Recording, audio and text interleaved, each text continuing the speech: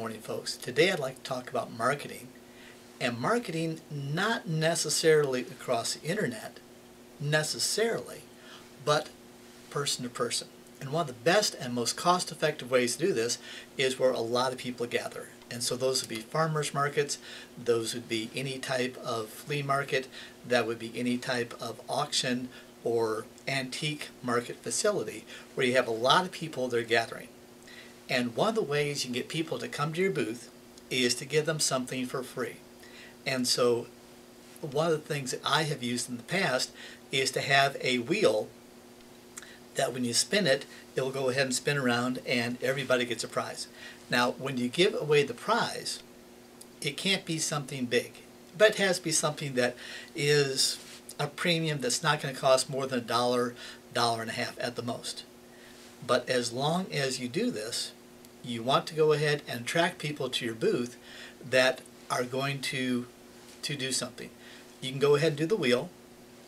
That's an expense, or you can do something that is going to attract them, such as having a popcorn facility there and go ahead and give away free popcorn. Because everybody, when they hear popcorn popping, there's this instinctive urge to go ahead and come over and see what that is. People love to hear popcorn popping.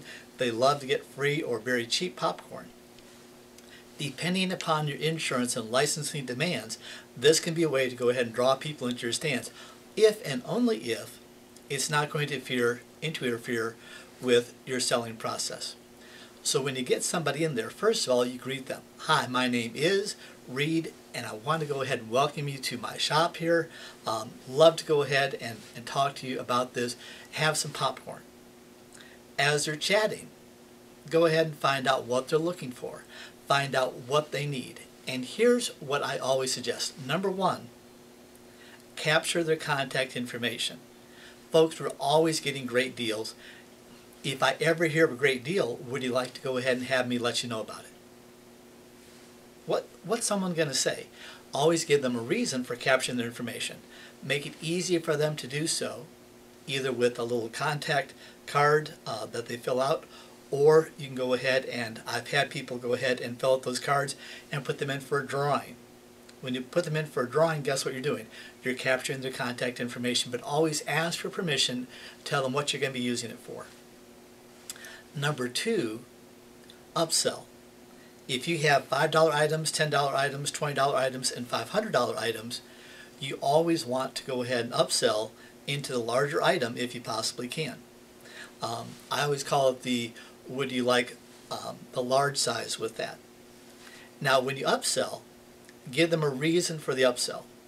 Now, why would you want to upsell?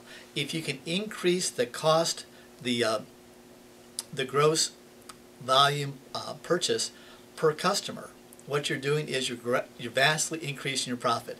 If everybody buys $1 items, you're going to have an awful lot of people buy stuff before you make any money on that.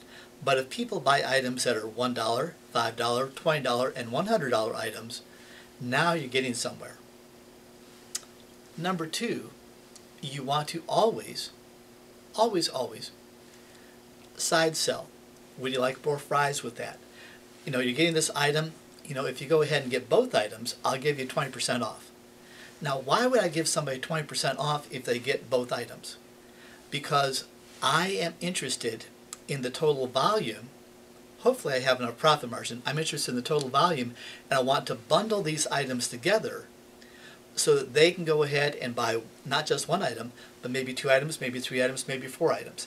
By bundling them together and give them a bigger discount, I'm making it financially attractive for them to do so. Then what I want to do is I want to increase their frequency of return. What does that mean? Folks, I'm having a great big special next week. Come on by. I'd really love to go ahead and share that with you. I don't have it here this week, but come on back next week, okay? When you ask people to come back and visit you, what you're doing is you're asking them, please come back and visit me. I really like you. And you can go ahead and increase your volume, because if someone comes back to see you, what are they doing? They're going to buy something. They're not just coming by to visit. Finally, what you always want to do is you want to know what your cost of sale is. If I have a $1 item, what's my profit margin? If I have a $5 item, what's my profit margin? If I have a $100 item, what's my profit margin? And your profit margin is not just what it costs to purchase that item. You also have to amortize this over the cost of all of your other expenses. So if you have rent, if you have electric, if you have parking, if you have gas to go ahead and get back and forth, those are all part of your cost. So you don't just want to look at what does it cost per item, but what is my total cost. Once I know what that number is, then I can go ahead and do some amazing things. Why do I say that? Because once you know what your total cost is, if I can go ahead and increase my volume, do I really care if I lower my per unit profit all that much? I'm more interested in having more volume because volume makes up for an awful lot of sins. Because when I go ahead and if I sell 10 items and I make $100 total profit on that day, that's great. But if I sell 20 items and I make $105, is that even better? Well, yes, you have $5 more net profit, so you always have to know what is your net profit.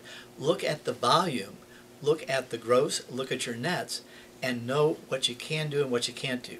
I'd rather go ahead and move more material than move less material. And also, when I go ahead and give people a break, what are they going to do? They're going to buy more.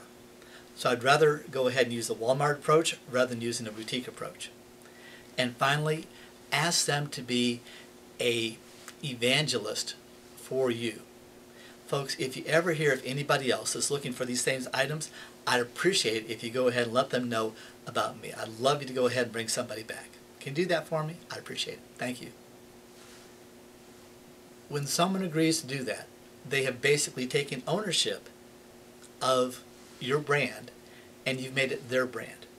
And now they're going to go ahead and think of your success as their success.